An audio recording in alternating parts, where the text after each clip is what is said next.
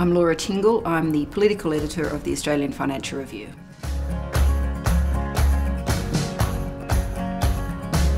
The point about the Financial Review is that we're not sort of trying to sell newspapers on the street, so we don't need those shock horror stories. We don't need to have stories where we're beating up on dole bludgers and things like that. We have got the capacity to look at issues in a slightly more sensible fashion.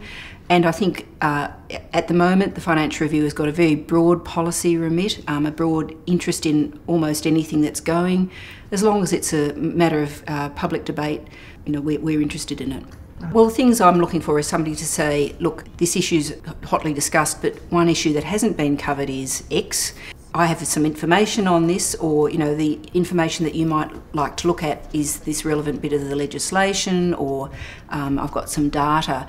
Something that both shows me that they know what they're talking about and that it's something that my readers need to know about. So a lot of people don't want to have their names or organisations in the paper, but we're in that sort of comfortable position where if we can go to the data ourselves, having been judiciously pointed at it, we can assert these things to be the case and get the debate going without them having to actually put their heads up. I'm always thirsting for people to tell me stuff. I want to know the nitty-gritty of an issue, so they shouldn't be afraid of getting in contact. When they do, the best point is always, as is the case with journalism, be as succinct as possible. We work in a very fast place and we don't have a lot of time, so if you can be really clear about the absolute crux of the issue, you're going to be much better off. Just you have an idea to push or a particular piece of information.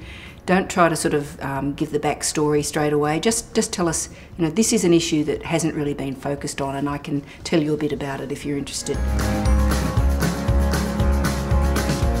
I'm very active on Twitter. I can keep track of what other newspapers and media outlets are doing, and also particular organisations might tweet a link to it, which I might see, and that might tip me off to a story that I otherwise wouldn't know about. For smaller organisations, it means that you've got an immediate input into journalists' Twitter feed. You can link to a blog which gives information out. It's just one extra way of getting into the news cycle, if you like.